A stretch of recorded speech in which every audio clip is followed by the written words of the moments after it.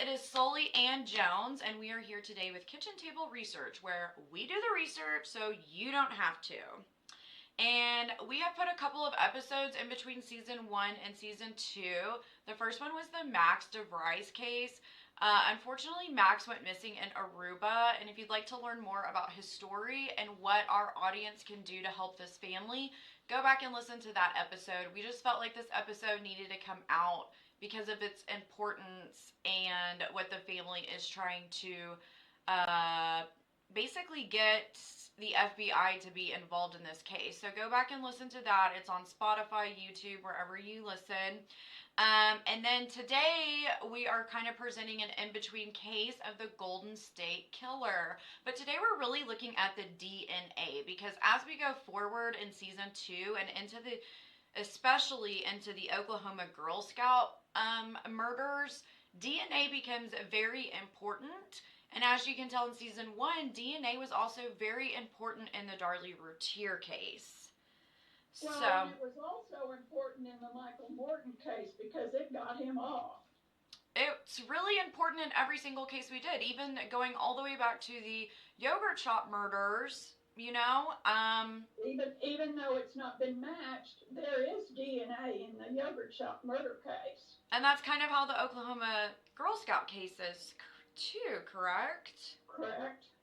Okay, so before we dive into DNA today, let me shout out all of our channels. So we have grown rapidly since season 1. We still are on Facebook and Instagram under Kitchen Table Research, and we are starting to put all of our content and build up those channels for ourselves. We have everything on YouTube, and we also have some exclusive interviews and exclusive content on YouTube. But if you really want to follow us, jump onto TikTok. You can find us under Kitchen Table Research or Marcus the Bunny, where we have exclusive content including medical mysteries. Yeah, we're just trying to expand, and I have another amazing, I don't know if I told you about this, Jones, but I have another amazing update. So we finally have our first official sponsor for the podcast, for our TikTok, for everything that we do, and it is this moisturizing face cream from the company GoPure. They make a lot of great products, and any of the commission that we make off of our GoPure products not only keeps the podcast ad free, but we are also helping families that have been affected by crime. So if you want to go shop on our TikTok, it does families and our channel. You know, it's very good for both. And I just want to tell you, this Titan and neck lifting cream it goes on sale for about $30 on TikTok. It has the Cacao butter, hyaluronic acid, and caffeine. And for the last 6 months, it has removed dark spots, even my skin, and even taken away some of the wrinkles around my eyes, my smile lines, and my forehead. I know, Jones, you've tried this product as well. What do you think about it? Well, I like the product. I just can't seem to manage to get it between the two houses that I live in. If I want to use it, it's at the wrong house. If I'm in Carville, it's at the wrong house. And so I like it. It goes on smooth. It's not an obnoxious smell. And it really feels like it penetrates. Obviously, this wrinkle right here has not faded as much as this wrinkle right here. Yeah. But I like the product. Me too. I really like it. They make retinol, vitamin C. This is like their basic moisturizer.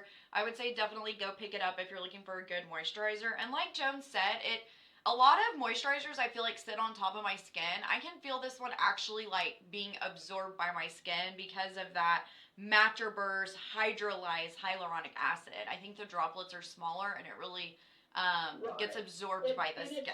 It's not so much the droplets, it's the molecules. There you go.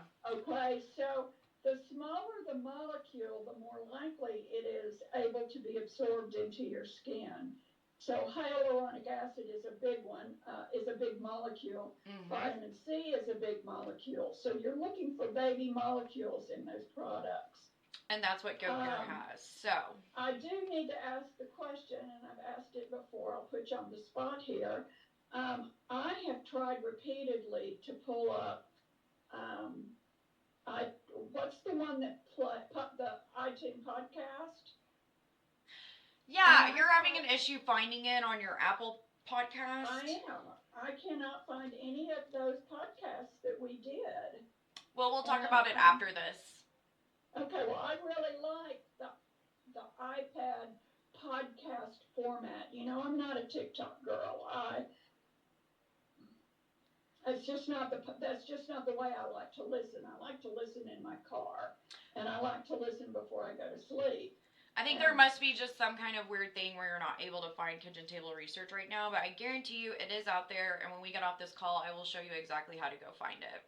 Yeah, right. But if you are on Apple Podcasts or Spotify, just type in kitchen table research, and you should see us come up. So it may just be because we haven't released an episode in a little bit that it's kind of been pushed down in your algorithm, but we'll get it figured out. And everybody, all of our fans, if you guys are having issues with this, please email us at kitchen.table.research@gmail.com.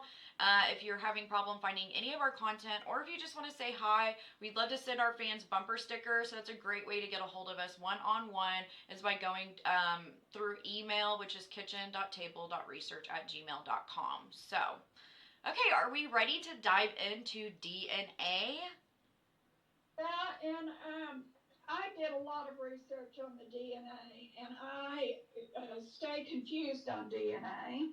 I'm better than I used to be, but Jones had asked me to research the Oklahoma Girl Scout murders. They happened in 1997.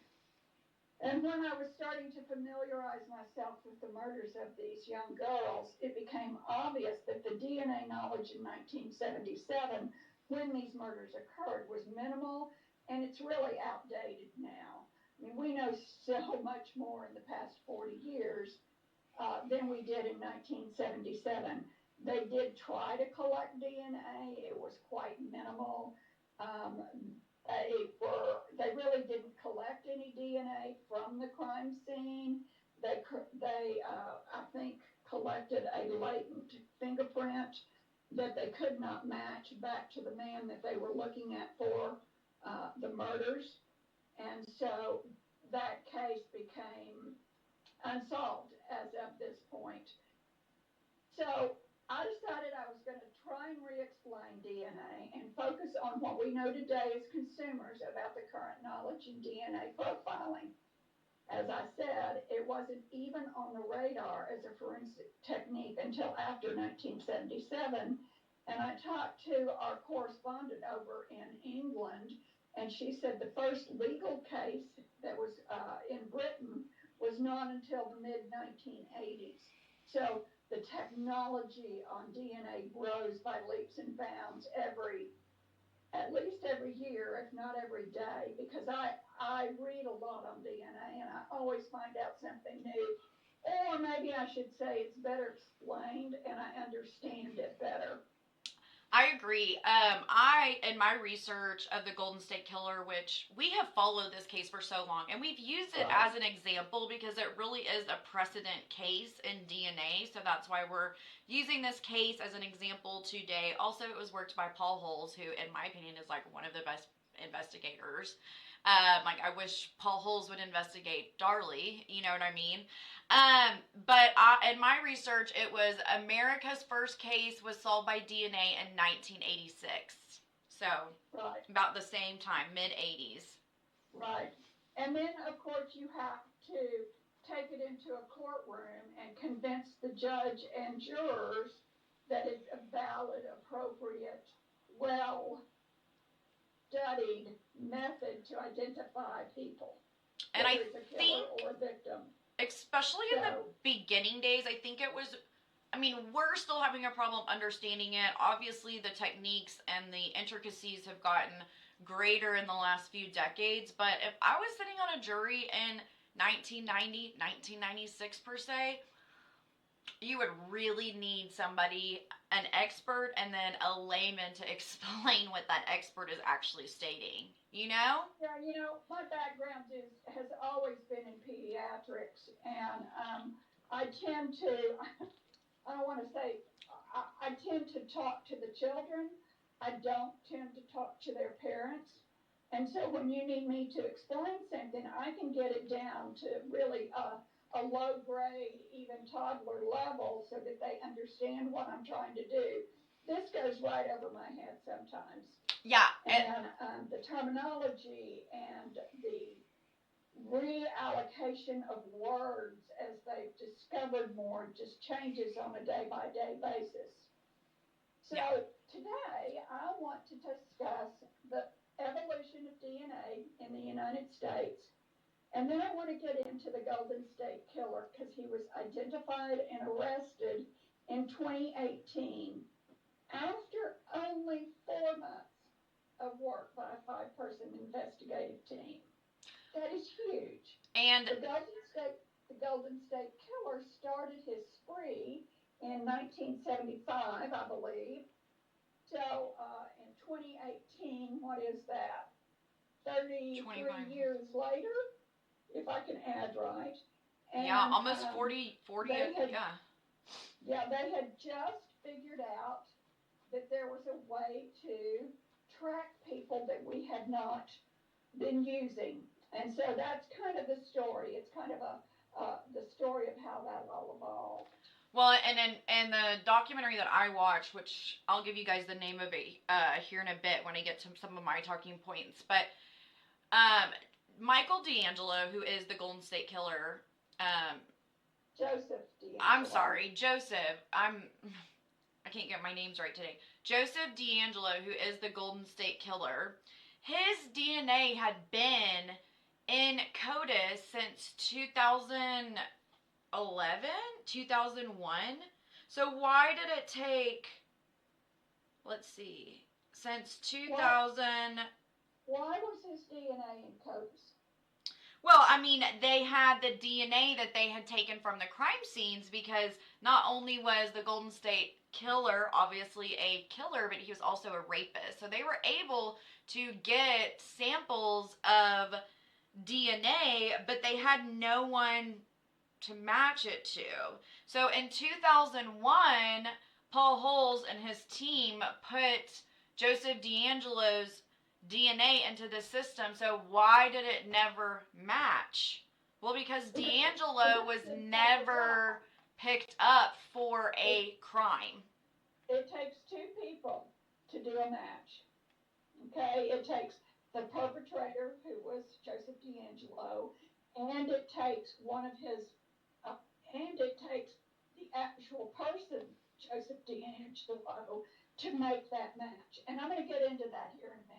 Okay, perfect. But I just thought that was so interesting that they had put his DNA in there in 2001, and it sat there for, 17 years before it matched? Okay, so explain to us, how did they get there?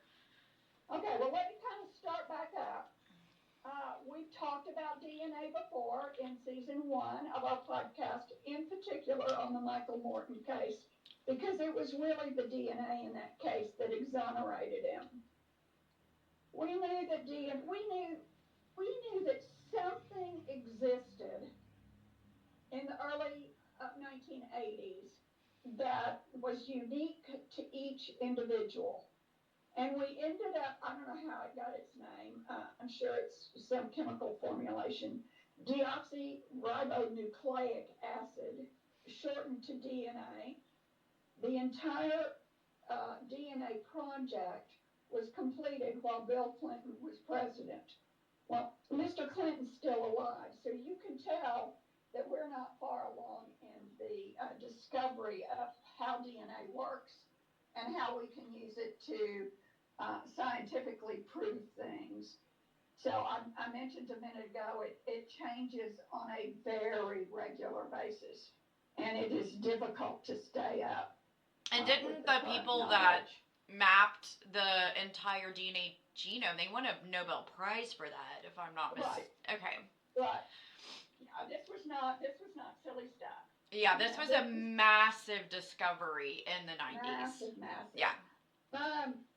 I know you guys can't see this, but I think everybody, I have a picture on my screen, but I know everybody can't see this, but most people are familiar with the spiral helix. Yep. Okay.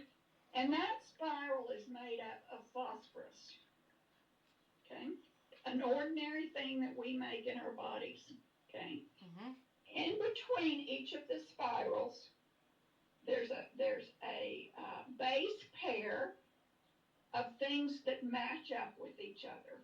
Okay? So if you think of a ladder, and I know it's a helix, but if you just think of a ladder and think about every rung, two pieces make up every rung. Right. Okay. And those are adenine, which only pairs with thymine. So AT. And ATs, A and T's go together. And guanine pairs with cytosine. And there's a little bridge between each of those base pairs, and that's made up of sugar. Now, okay. Everything that we know of, even plants, even animals, follow that same algorithm as well. Correct. So we all have this helix that twists around each other. So if you want to know if the skunk that's dead on the road came from parenthood A versus parenthood B, we can tell you that now. Right. It's used fairly extensively in crop growth. Mm-hmm. It's how we've gotten better crops and more yield from our crops, so that it doesn't take as much land to grow crops. So there's a tremendous amount of value that's come out of this exploration of DNA. And I know a lot of people are like for and against GMOs, but as you can tell, you might hear the word GMO thrown around, but I don't really think the massive population understands the pros versus the cons of GMOs. So correct. Yeah. Of manipulating the DNA to get what you want. And that was always a question. Do you remember when they were manipulating the sheep named Baby Dolly? Oh, yeah, Dolly, yeah. She was the first clone. She was the first one, and they were trying to manipulate her DNA to get the kind of sheep that they wanted. So she was probably bigger. She could probably carry more babies. But we've been jacking around with DNA for quite some time. And it's been quite controversial, like, Absolutely. Dolly, GMOs. So some of this is quite controversial, but I think in the and it's actually, we're going to get into the controversy with DNA inside of solving crimes by the end of this podcast. Well, and I think it's kind of important to say, I forgot that train of thought. Never mind. I'm sorry. Okay, continue. That little girl that I birthed talks about me. So each helix carries a chromosome, and there are 22 of them. And those helixes join together. There are 22 of them, and it determines the individual that we pop out of our mom as. The 23rd chromosome is called the sex chromosome, and it determines whether you turn out to be a female, which is an X chromosome, or a male, which is a Y chromosome. So if you have two XX chromosomes, you're a female, and if you have an XY chromosome, you're a male. So that has helped filter out 50% of the people in the criminal world that we're looking for. Immediately you can say, well, this is an XY, and so the females are out. Right. And exactly the opposite. So that was a major find too, is when we found out that the Y chromosome makes you a male. And I think we've known that, like, pre-DNA, they could do sex typing and blood typing. Correct. And that was kind of the extent pre-DNA of what they could do. And I think we'll get into some of that when we do the Oklahoma Girl Scout murder. So. Right. And it also allowed us the ability to give people blood. Yes. Okay, like an accident victim. In the early days, we may have given them blood, and they may have had a reaction from that blood and died. And nowadays we know enough to say, if you're an AB blood type, then I have to give you AB blood. That's not 100%. There's a lot of exceptions to it.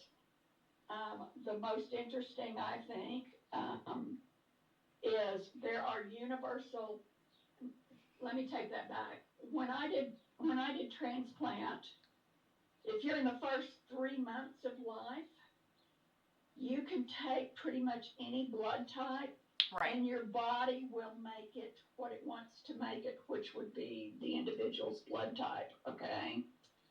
And I think I've mentioned this before. My husband has, I don't even know what his blood type is, but I know that they love it when he donates blood because he has some special blood type that has some special antibody on it that only babies can have. Yeah. And so they always jump up and down when he comes in to donate blood. So this is not hard and fast 100%. There are some variables, but this is kind of what we know. Did you Did you know that your other child has that blood as well? Megan she gives blood all the time because of that. Because she's what, a universal donor? Yeah. Randall's more than a universal donor. Yeah, I think she's like that one that, right. But he's like even a step above that. Okay. Okay. So our family has good blood. We have good genes. We have good genes. Well, we have good blood at least. So let me go back. And kind of explain. So those base pairs that join up, an A and a T, a G and a C, there'll be a whole clump of them. And depending on the way they're clumped in that helix, it depends on where they are in the chromosome helix, okay, depends on, am I in the eye color portion of that chromosome? Am I in the skin color portion of that chromosome? Am I in the long first toe portion of that chromosome? A heart valve. I mean, every single little thing. The way your veins are constructed throughout your body, those are all sequenced in your DNA. So that's right. We use eye color and hair color as an easy example, but it goes your brain structure. I mean, we know that medical illness is genetic, so that's going to show up somewhere in your, like you said, it's going to show up somewhere in your DNA strands. Right, and so, the hunt is on to be able to go in and alter DNA to get rid of diseases that we know are fatal. Right. Okay, so let's take cystic fibrosis for an example. It doesn't take long for a baby to be diagnosed with cystic fibrosis. They have a lot of respiratory issues and blah, blah, blah. But what about if we could go in and manipulate that portion of the chromosome, the helix, to fix it so that they never had cystic fibrosis? I mean, what an amazing feat that would be. And we're getting close. We are getting close. And my question is, like, say we take out that gene or manipulate that gene that causes cystic fibrosis. Your body is going to automatically replicate that DNA. So how much of the DNA needs to be manipulated for the body to start only reproducing the modified version? Right. So I think that's where you get into some of the nitty-gritty. They're called SNPs. Like when you take out this helix and the body may naturally snip it, okay? And it may do that when you're still in utero because it knows that there's something wrong. Mm-hmm. And the body goes in and takes that portion of the chromosome out. Yeah. So what if human beings, scientists, could manipulate that to get rid of what we want to get rid of? Right. Interesting, fascinating concepts, really. Yeah. So the lizard, let's talk about lizards for a second because they have the same helix structure that human beings do. And the lizard eye color is found in the same part of the chromosome that human eye color is. Okay, so it's found along the same part of the spiral that it would in humans. And that was a big find, as we started studying where is eye color located, and well, let's say you're albino and you have no eye color. Could you snip in green? Right. Could you snip in brown eye color? Right. And make that person more, I don't want to say normal, but normal, at least not with those blank eyes. Yeah. Yeah. So I found that very interesting.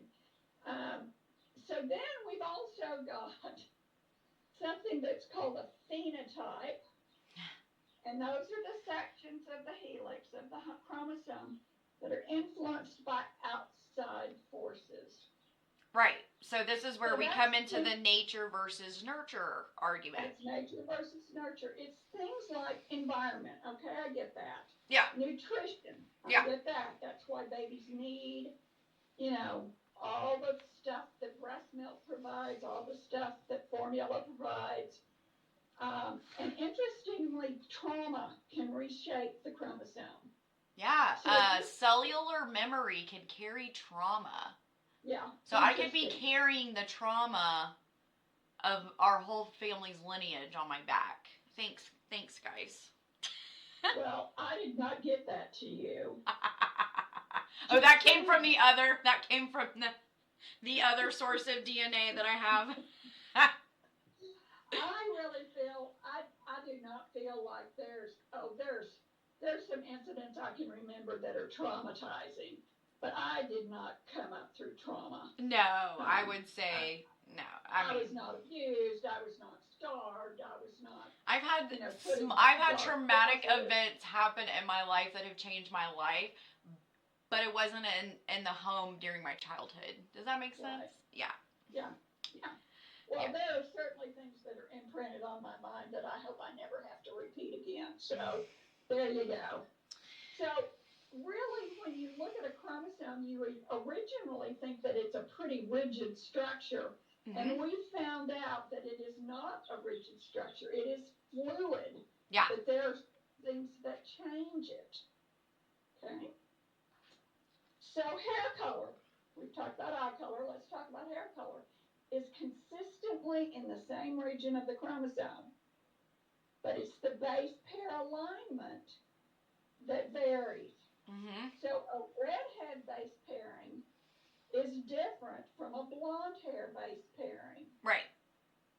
And interestingly enough, I don't know where this, I just know this. Redheads are either easier or harder. I think it's harder to sedate. Yes. And put under anesthesia. Yep. Than a blonde, for instance. Yep. So if you're a redhead and you're laying on the operating table and the anesthesiologist is going to try to put you to sleep, he knows that by looking at your hair that he may need to use more or less of his anesthesia. Yeah, they have an algorithm for anesthesia for redheads because you're right.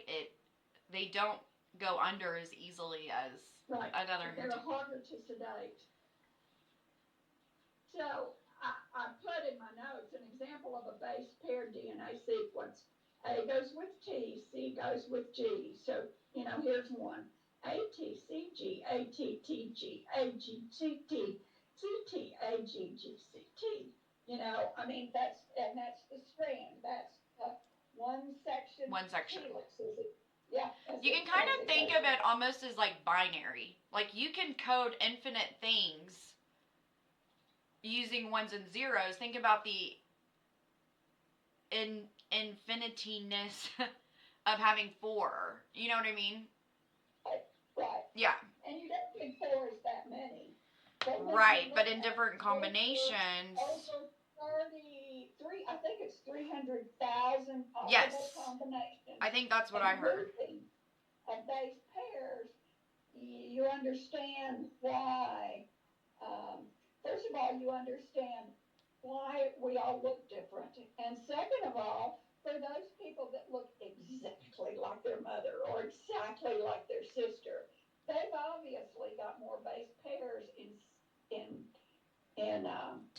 repeat. In tandem repeat, that's a good word, than, my 48th cousin twice removed. We don't carry much of the same DNA.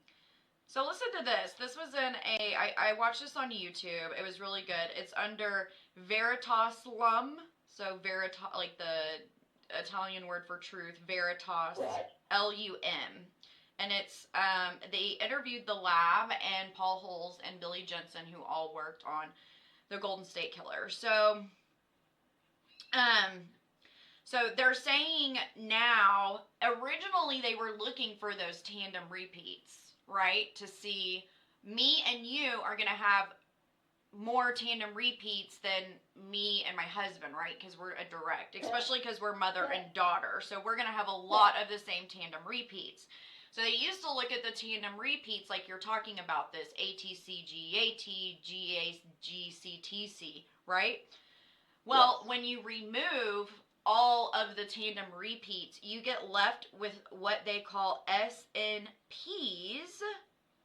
Those are SNPs. It's called SNPs. I was looking for what that stood for.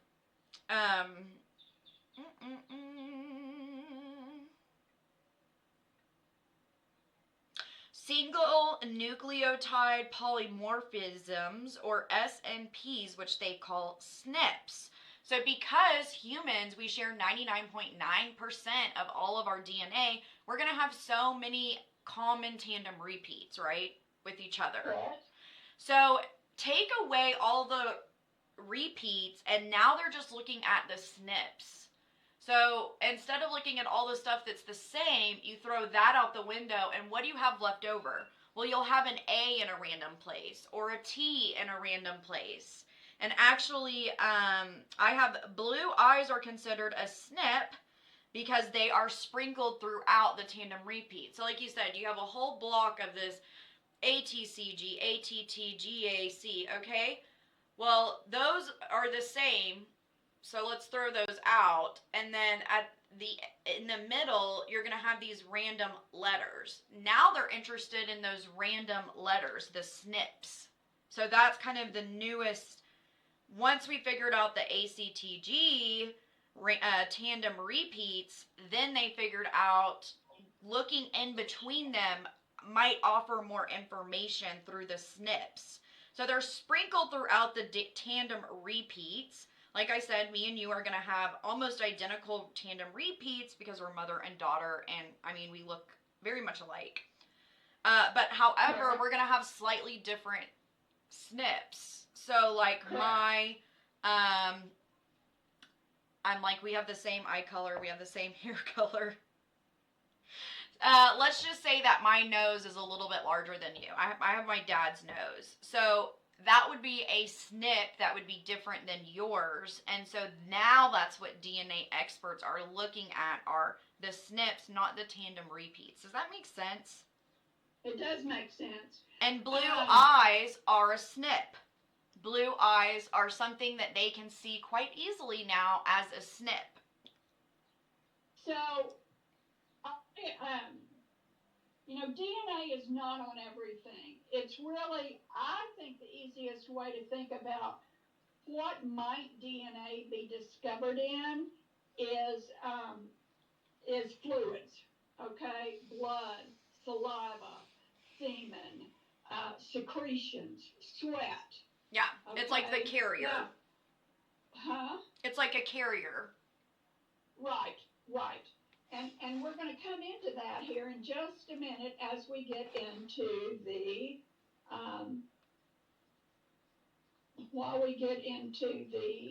GSK case.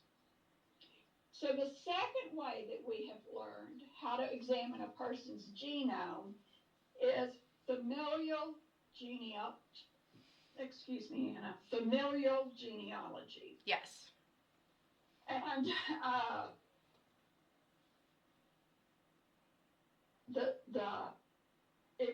that's what was used to capture the Golden State Killer. Okay. So by looking at the genes as a group, yes, or their phenotype or allele, another fancy word for a clump of DNA. And an allele is just one binding, one rung of the ladder. Yeah. Okay.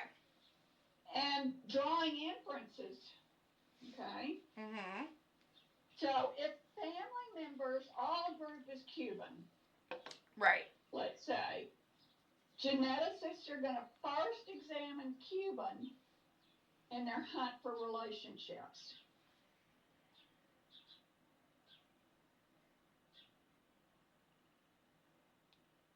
Okay, I'm there.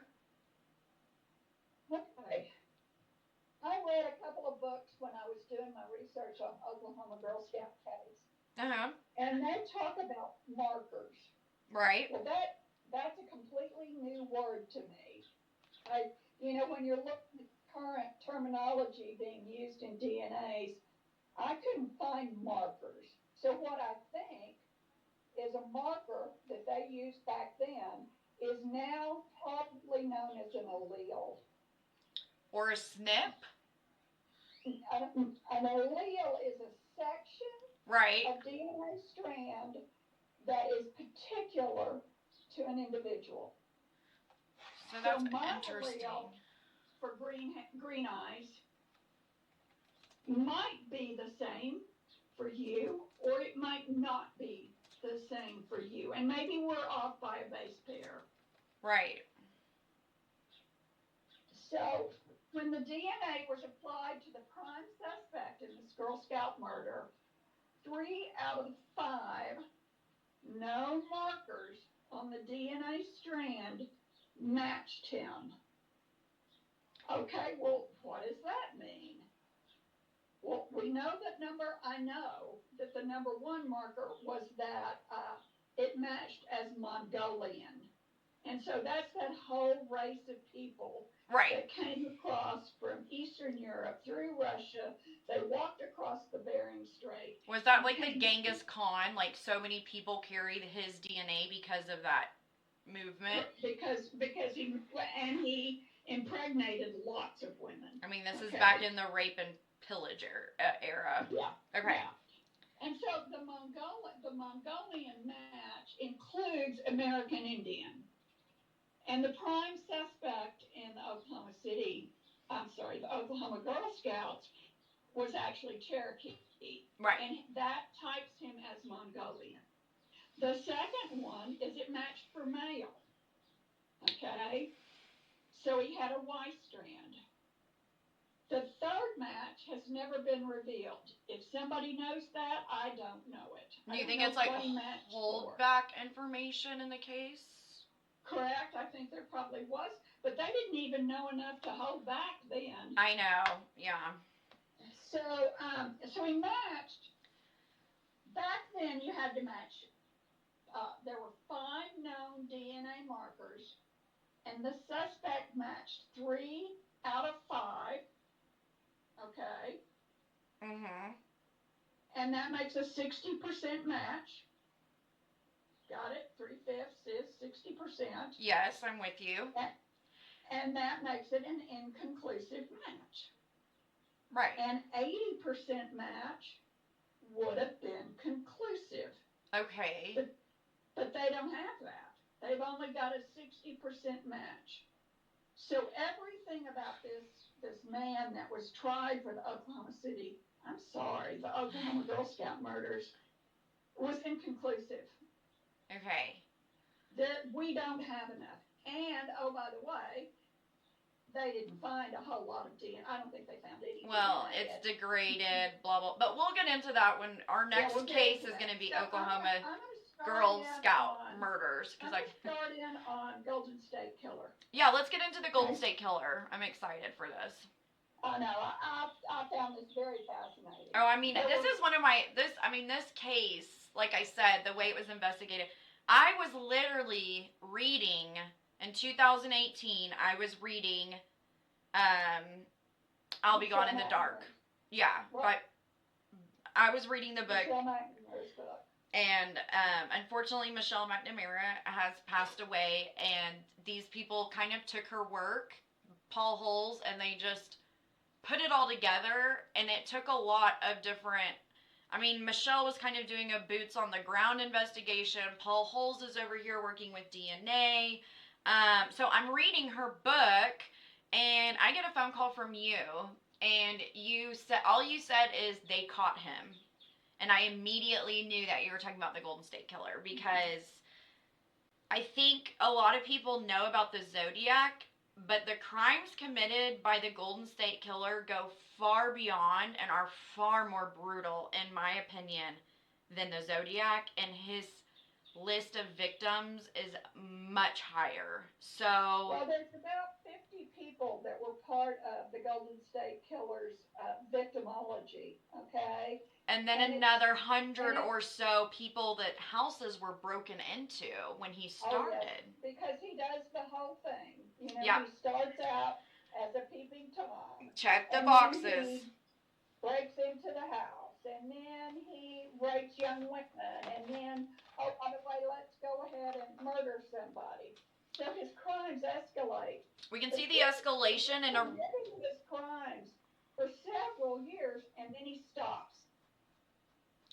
and So I guess one of my questions in terminology of behavior is what caused him to stop? I exactly have the answer for that for you. So originally he was known as the is it what was that town? I keep saying Vallejos Ransacker. Okay. His modus operandi, or the way that he conducted the crimes, is he would break into people's houses. Like you said, he started peeping Tom, and then he starts to break in. He's not even stealing money. He's just breaking in to break in. I think a lot of people say, why would somebody break into a house and not steal anything?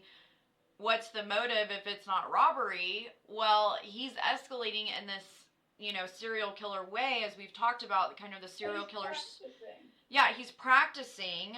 And I can tell you why he stopped in 1986 is because that is the first time, as I stated, that DNA was used to solve a case. And Joseph knew that his DNA was all over the state of California where he had been committing crimes. So I think he starts, a lot of people say, well, he had a family and whatnot. Paul Holes will tell you that in 1986, Joseph knew that DNA was going to be able to solve crimes, and he knew that he had left a slew of it. Like, he did not wear protection or anything during, unfortunately, during the rapes he committed. And so his bodily fluids, like Paul Holes says, is all over the state.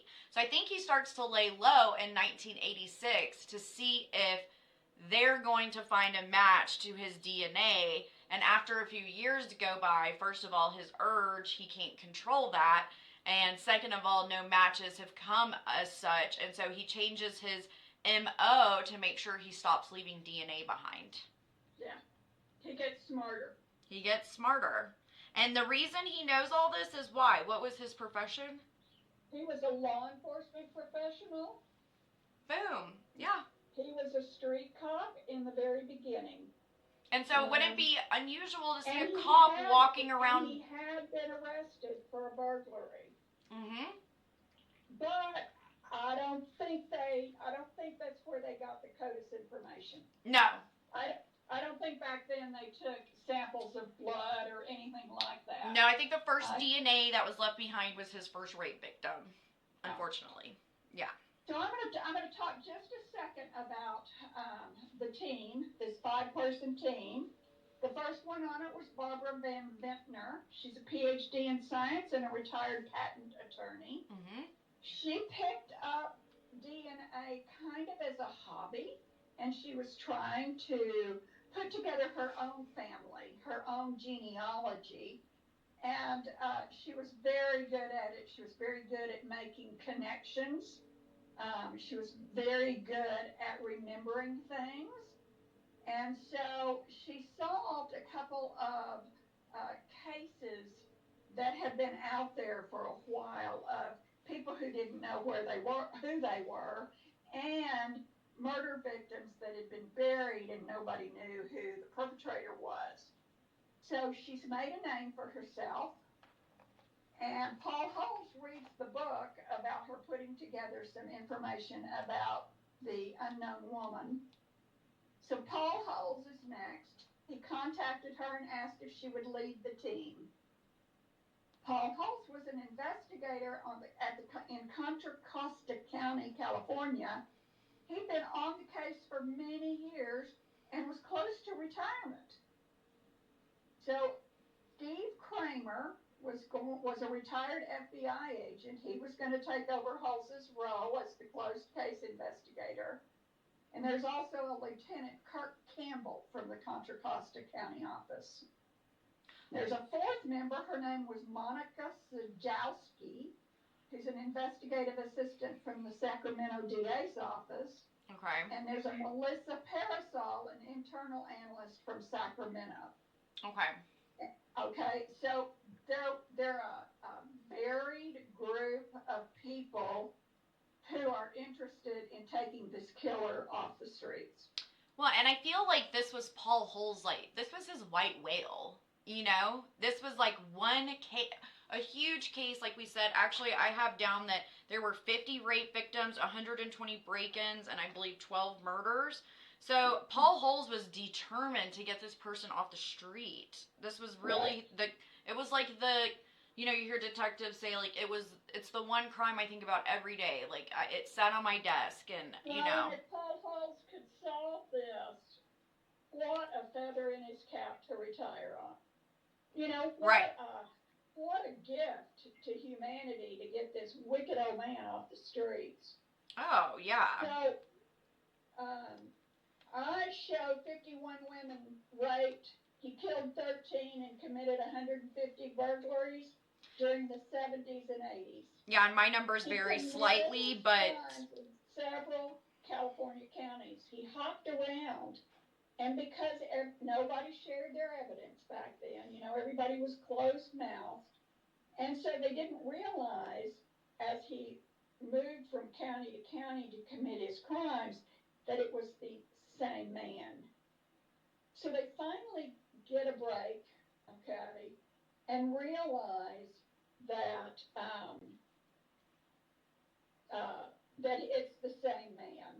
Right. So his crimes are sadistic. They're well planned. He was cunning enough to escape police response each time. Again, he's got a cop background. He did leave DNA evidence, but we didn't have a good handle on DNA as a forensic tool. So, you know, they may have collected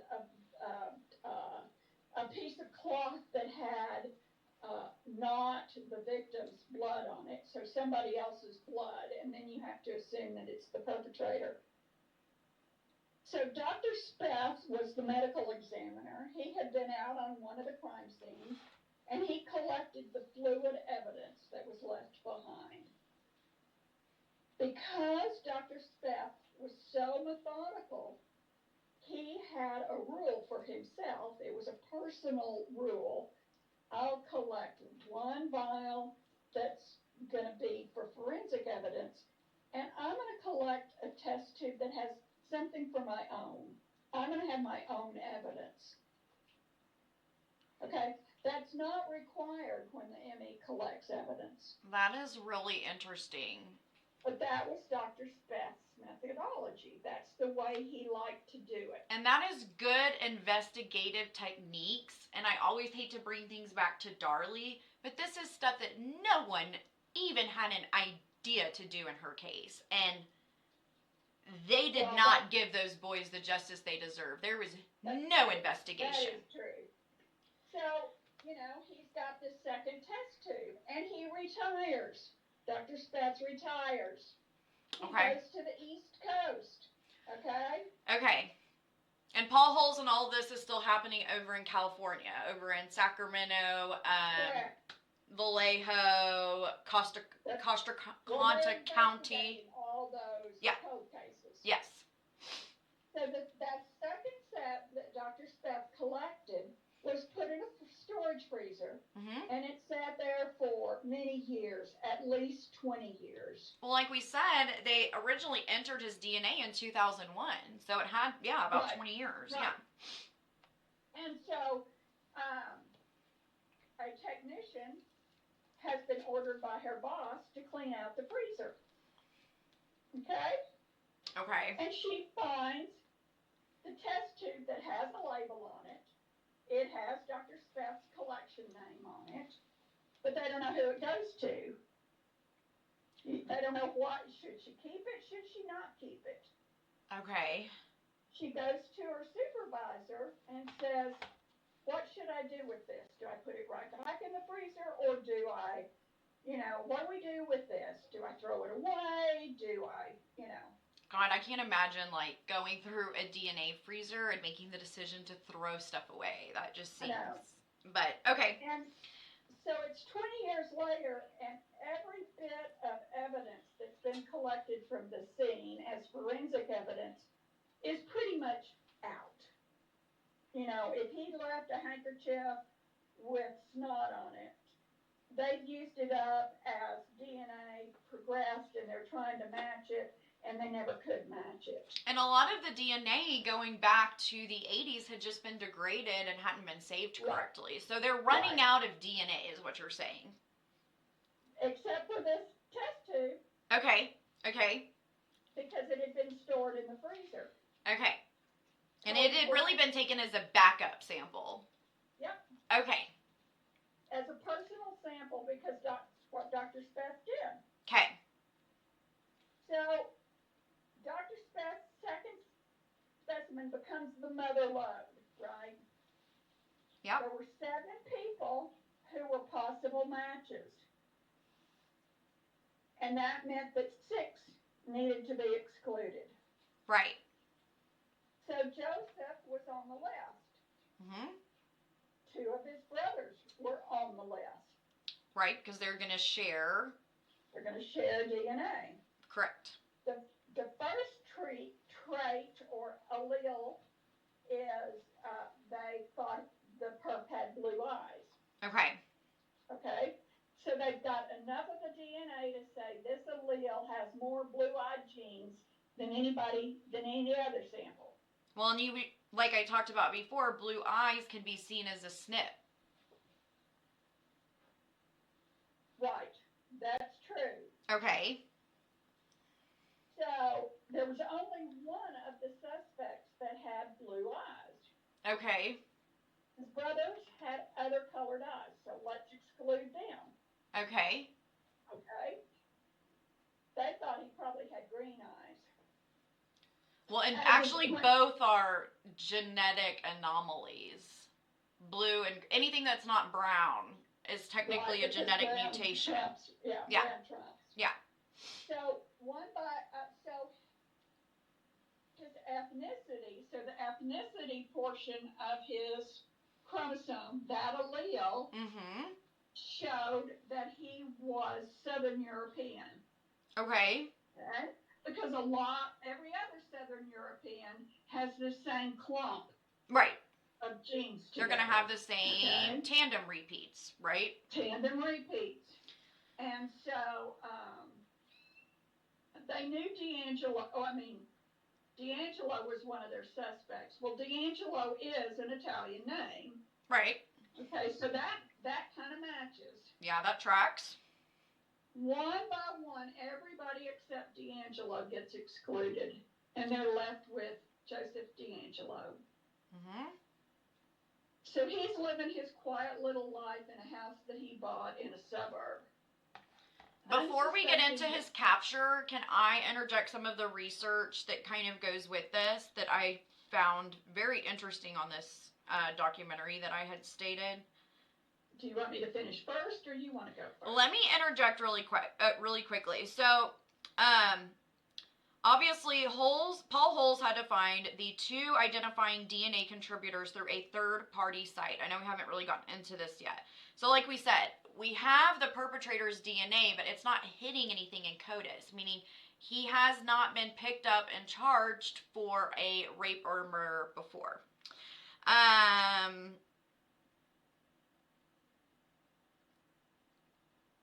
Paul Holes was able to find, through this geneticist, the 2 common ancestors.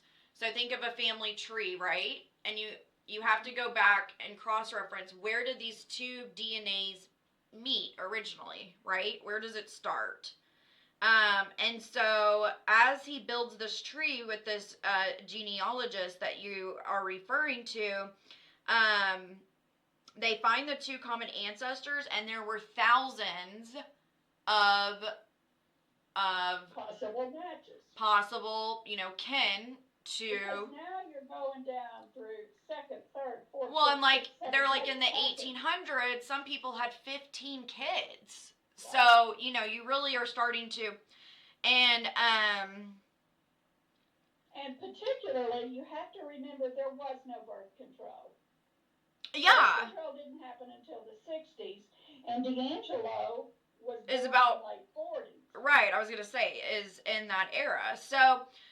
So what, like you said, they are able to in one way sliver down this 1,000 possible people through some of these DNA markers, but then on the other side you have profilers who are profiling what type of person this would be.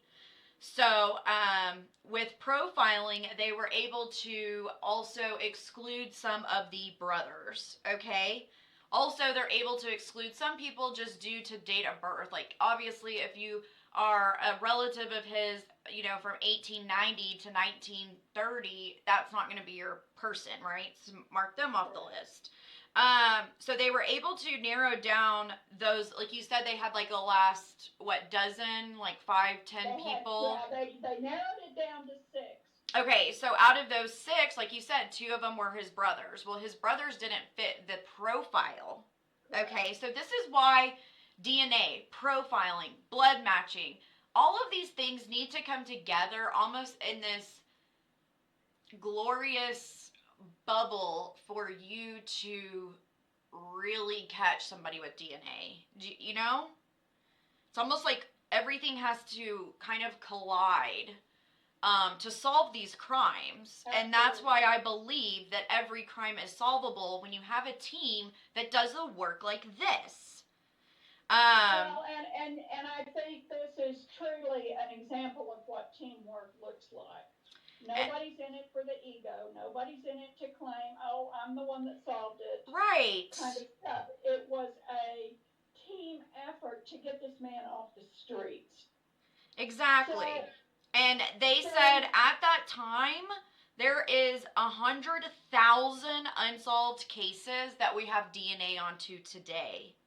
Yeah, and that's why they're solving them so quickly. And I also put, going back to genetics before we really get into DeAngelo himself, at this point in 2025, so I think that's 7 years from 2018 when DeAngelo, in the past 7 or 8 years, which we know this because we attend CrimeCon and listen to these experts talk about this, but they can find your third cousin. We are all related. 99.9% of the population is related through third cousins. Is that not crazy? It is crazy. And also remember, we are 99% genetically identical to gorillas. Exactly. Or like you said, lizards. Like, we're only a fraction. And so with, like, they say, oh, like, we share 99% of the same DNA with cows and lizards and pigs and, dogs or whatever. Well, then humans share like 99.9999999. So you have to like look at that point 0.00001, and I'm gonna let you get into it before I talk about how small the sample was that they used to catch him. Okay. So they think they know who this man is. Okay. They think they've got it pegged as Joseph DeAngelo. All 5 of the investigators agree, this is our man. And I do think some of them had, just to cover their ass, had like followed the brothers. I think they picked up a cup that one of them had thrown away. Oh yeah. Oh, I think there was. They were following those 5 or 6. Evidence. Yeah, they were following those 5 or 6 individuals as well. Yes. Yeah. Okay. So the first thing they do is kind of interview the neighborhood where DeAngelo lives. And the neighbors were not really complimentary about DeAngelo. They thought he was a grumpy old man. He hobbled around. A couple of days, this is interesting. He puts on the show of, I'm an old man. I can't do much. For me to get the trash out in the front yard for pickup is a real feat for me. So he's become his own victim. victim. Days before they arrest him, he's clocked it 100 miles an hour on his motorcycle on a California freeway.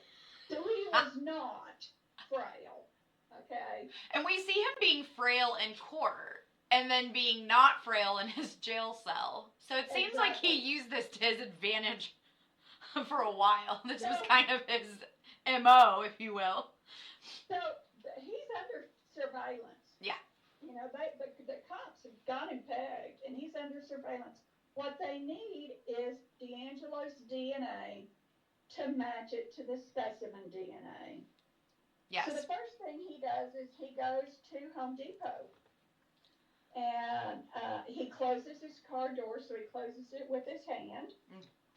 And the investigators go to his car and take his fingerprint off the door handle. They take it back to the lab, and it matched a fingerprint from an early crime scene. They're like, we got it. Yeah. We got it bagged. And then the investigators were like, oh, this, for real? You know? Yeah, this frail old man. He's so boring. Is this the guy? Yeah. And so they asked for a second confirmation. And so he's been out a couple of days later. He's mowing his front yard, and he's bagging his grass for the pickup, for the trash pickup. And he blew his nose, and he put the used Kleenex in the trash bin for pickup. So that night, while he's asleep, the agents go and retrieve his snotty Kleenex. Yeah, just so everybody knows, your trash is not your property. The cops can look through your trash as much as they want. So it matched an early crime scene profile, DNA profile. Okay. So the team knew about 24 to 48 hours before DeAngelo was arrested. They're like, yes, we've got him. Let's go. They were very, very quiet about it. Right. Obviously. Right. Because you don't want to blow DeAngelo up and him commit suicide or go off the grid. Yeah. They knock on his door and they said, we're here to arrest you. And he goes, huh? What? Oh man, I've got a roast in the oven that I need to take care of. And the policeman goes, we'll handle your roast for you. We'll eat it. Thanks for dinner. We've been working our asses off trying to catch you. We'll eat that roast. They put him in handcuffs and escort him away. And of course, when we see him on TV, he looks like a 92-year-old man. I mean, he looks like death. Let's be real. Old man. Yeah, he looks. He's frail. You know, he probably hasn't slept, but he looks like he hadn't slept for days, blah, blah, blah. He also acts like he's not mentally. He's been in prison now for what, 4 years? Yeah, and he acts like he's, like, even mentally not all, like, he can't remember. He can't, yeah, sorry. He does all sorts of things in the privacy of his prison. Yeah. So, it's just like we said. Beware criminals. There are going to be ways to catch you. Well, and if you think you're going to get by with anything, you're wrong. Not these days. And not these days. I want to say, going back to his MO, which was very important for Paul Holes in this case, and is very scary. I just want to get quickly into the way he committed his crime. So we kind of went up to, he's a peeping Tom. He goes in and starts burglarizing, although he's not taking anything of monetary value. He's not taking cash. He's not taking jewelry. He's just breaking into houses and, like, moving stuff around or taking, like, a gallon of milk. Which is scary. You know, I think maybe 40, 50 years ago, people would think, well, that's strange. You know, now to me, if that happened in my house, I'd be like, oh my God, somebody's starting their serial killer. Somebody's starting their escalation. I've talked about my story before. I'll just quickly do it. Yes. I was a single woman. Maybe I just was out of college, so maybe I was 22, 23, and I come home from work. I'm living by myself, but I'm in a complex where I have lots of friends. Okay. Yeah. I come home from work and there's a grape soda can in my refrigerator. I don't drink grape soda. And I thought, well, that is really weird. One of the girls must have left that Yeah. the other night when we were playing games or whatever. And a couple of nights later, not only is the grape soda can still there, it's not been moved, and there's a burger sack that's in my trash, which I know is not my burger sack. So I called my girlfriends and I said, "Did you guys pick up JoJo's last night? This is just really strange to me." And no, none of that's us. And I said, "Well, if something happens to me, you need to fingerprint the grape soda can that's in my refrigerator because it's going to have his fingerprints on it." So the end of that story is it was a construction worker that had a whole set of keys to apartments. And he was going in, he wasn't doing anything in my apartment. He was apparently watching TV and eating lunch. How scary, though. And then he'd go back to work. And so they did finally, they watched, because nobody believed me the first time. And the second time, I'm like, somebody needs to be posted at my apartment to see who's going in and out. And, like, this is before you can go grab, like, a $25 ring cam. Exactly. Yeah. That's unavailable then. Right. Yeah, I mean, a security camera would have been hundreds of dollars back then. That's my story. Yeah, that's crazy. That story freaks me out. So he is escalating. The next thing he does is he starts breaking in and he begins raping women. And he actually, his modus operandi was to break into a house with a husband and wife only. No dogs, no kids. He started with single women. And then he escalates to correct husband and wife, and he would tie the husband up and put him in another room, lay him down flat, and actually put silverware, plates, glasses on top of the man. So if he moved, DeAngelo would know, so he could take the woman and do terrible things with her. Now, a lot of those women survived. However, DeAngelo wore masks. Obviously, he was a police officer. He knew what the police would be looking for and what they wouldn't be looking for. And then, of course, he goes on in his last part of his career to not only break in and feel comfortable in people's houses, seemingly, rape a woman, but then he goes on to also kill. So we can see that escalation very clearly in the DeAngelo case. And I just think this is a very, like, hallmark foundation case for people that like true crime, because you can see his escalation, you can see his modus operandi, and you have one of the best investigators, Paul Holes, that worked this case. And so they worked this, like you said, with a passion and with a motivation to get this man off the street. And I just ask detectives and other law enforcement agencies, if you are not passionate about taking these people off the street, why the fuck are you working your job? I mean... can we just take that section out? Well, I mean, I hate to say it, but I'm like, these wrongful convictions... Let's say you must be passionate about your work. But, you know, some of these cases where they drop the ball, like, you know, Michael Morton, and they're putting people... They're victimizing more people and then letting the killer go on to commit other crimes. And I feel... The reason I said that, but the reason I feel... And as you know, there's usually a trigger that starts these people. Right. Loss of job, a breakup. I read through mountains of evidence, mountains of information. He was very attracted to a young woman in college. They dated briefly.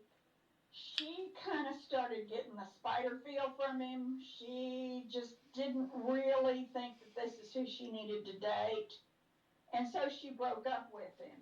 And he stalked her for not long, a little bit. And eventually he left her alone. But I think probably that breakup is kind of where all this started. I don't think he I don't think he had a great childhood either. I think his mom and dad were both alcoholic.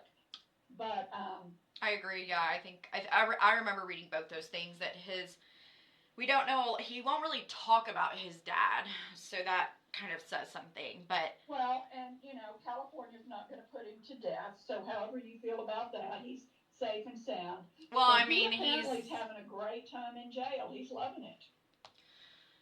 So he's old enough to die pretty soon. Yeah.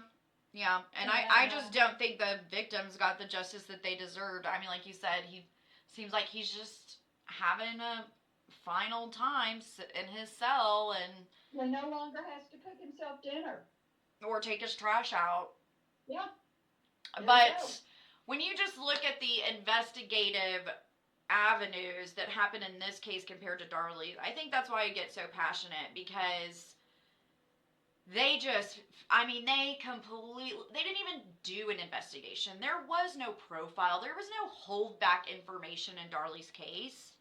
You know what I mean? Like, I just wish we could go back in time and somebody else would have been assigned to that case, like Paul Holes. Well, as you know, I've encouraged you to become a lawyer. I've encouraged you to perhaps take on a police role. And every time I say that, you go, meh.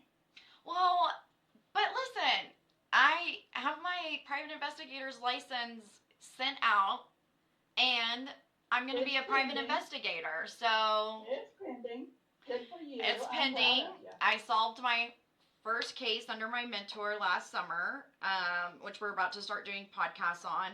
And of course, both of us have been very involved in the evolution of Darley and the DNA that's happening in her case. I don't have any updates for you guys on that today.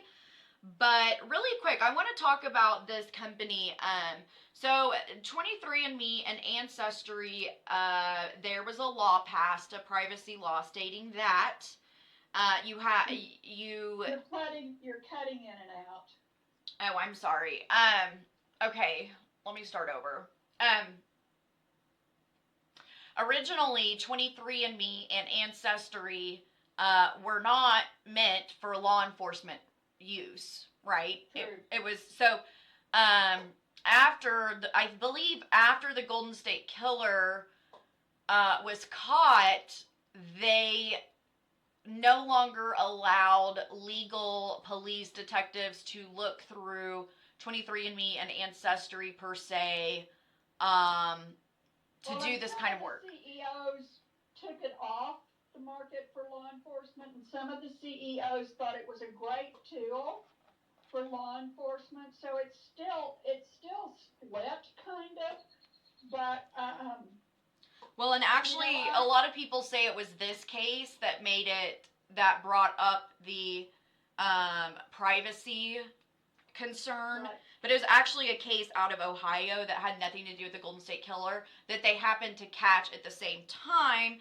And the law at the time stated that the only way you could run a genetic match was through 4 requirements. It either had to be a rape, a homicide, a child abduction, or identifying human remains.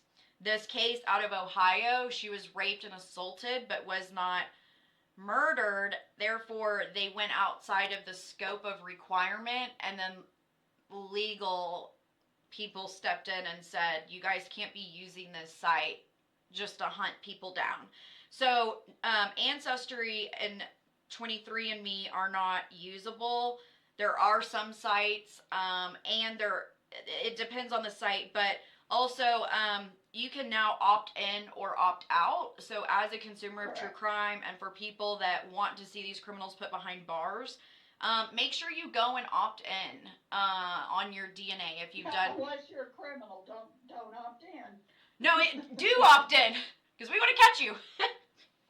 And actually, they said since that law went into place, do you want to guess how many people do you think opt in? I don't know. I would think over 50. 75% of people decide to opt in. Yeah. 75%. So that's 3/4 of the population that says, yeah, like I, if my DNA could be useful to solve a crime, I want it to be available. Well, and even if my DNA could be useful to catch a relative of mine, I would like for that to happen. Now, of course, I think I'm pure and pristine, and I don't think anybody in my family tree has ever committed a crime or a murder. But, who knows? But like a third cousin, like we said, we're also related. It might not be anybody you know. On my ancestry that they have tracked down third and fourth cousins of mine. I know that there were two branches of my father's family, and one went to the Pacific Northwest, and one stayed in the Midwest. And I think all those third and fourth cousins are from that branch of my family. And when we slow down, someday I'll get in touch with them, and we'll figure out how we are related. I have an aunt that did a bunch of genealogy, and I've got all those reports back from her about how the family moved out and how they did things. Right. So I haven't read it in a long time, but I do have that from my dad's stuff from when he died. I think this stuff is fascinating. I would love to be more up to date. I'd love to be more knowledgeable about it. There are a lot of courses. There's some courses online that you can take about how to get into this stuff. And I teach myself a lot of stuff, and sometimes I don't know if I taught it to myself right or not. Well, what you said made sense to me and matched the research I had done, because we kind of did separate research to see if we came to the same conclusion, because this is not an easy topic to talk about, but I think we did a pretty damn good job. As an audience, does this make sense to you? Is this interesting to you guys? Because, like I said, as we go into Oklahoma Girl Scouts, this is going to become an important episode. I mean, I think it's an important episode for. It builds on that. Yeah, we're going to build on these topics. It's the other way around. The Golden State Killer builds on the Oklahoma DNA. But yes. Yeah. I think it's going to be important that we have a general understanding of what does and doesn't happen. So, well, and it helps us answer questions like, why do they have the DNA of the yogurt shop murders, which was the first case we ever covered, and haven't been able to match it yet? Well, hell, it took them almost 20 years to match the Golden State Killer. So you're cutting out so bad, I can't understand. Oh, I was just saying, it really does go back to even, the yogurt shop murders. Why have they not released that DNA that we know that they have and have matched to somebody? And I think it helps me and you who are trying to relay this information to our audience. Why can't they match the DNA in the yogurt shop murders? Why are we... They have matched the DNA in the yogurt shop murders. And that's very... I think they've got it sequestered and they don't want it released to the public. And why is that? I cannot answer that question. Well, and why? We already know that they found those four guys, arrested them. Two of them got sent to death row. The two of them are now off of death row because nothing matched when they did the DNA studies. But that's the kind of thing that will evolve over time. We will eventually figure out who the yogurt shop killers are. I just hope their families are around to get some kind of justice out of that, some kind of peace. Yeah, that's a story that really sticks with me. And like you said, the first time we read that there was DNA in that case, well, why aren't they doing anything with it? Even in Darley's case, it's like we know that there's intruder DNA in that house. Why have they never been able to match it? So I think diving into the fact that they had Golden State Killer, and you have some of the best investigators, I would say, nationwide, if not worldwide working on this, and it still took them 20 years to solve it. Like, it just takes so much time, and sometimes you have to wait for the technology to catch up with the crime, you know. And Well, and once the technology caught up, oh, it took them 4 months. how many people did they let out of prison when DNA matches didn't come back? How many wrongful convictions have there been? Because people say, oh, those statistics are available because I've looked at them before, of people who have been exonerated based on DNA cold case evidence. So we might have to look at that a little bit more seriously. We might have to, because I know. I hope you guys enjoyed this episode. I know it's hard. There's some interesting points in it. And I guess the take-home message is the science is catching up to the killer. And killer beware. Yes. Yeah. I mean, it's making it much harder to commit crimes. It's making it easier for us as investigators to catch these people. But I can't imagine where DNA will be in 10 years, and we will continue tracking DNA. We continue to go to CrimeCon and listen to these DNA experts talk. We continue to look at. I think it's interesting to ponder. We know that cremations are on the rise. We know that a lot of people are choosing to be cremated. And what better way to hide evidence, to hide your DNA evidence, than to be cremated? And those cases will be unsolved because they won't be able to match it.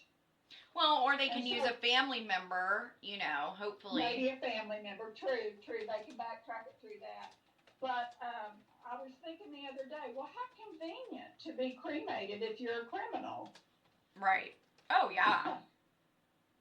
I'm just looking at how many people were released after DNA came. In 1989, they released 4,000 individuals in the U.S. And then I think DeAngelo has told me a statistic. It's anywhere between about 4 and 8% of people right now that are incarcerated are wrongfully convicted.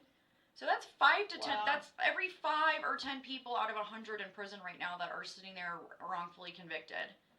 It's like, how much time are we wasting? How much money are we wasting? And how much crime are we letting continue to be on the street? Because, like I said, investigators don't do their job. I don't know what kind of fees are involved to do this kind of DNA testing. I assume it will become more commonplace. I assume they'll never get to court if there's not a DNA match. So I think there's some very useful things that will keep people out of the system. Yeah.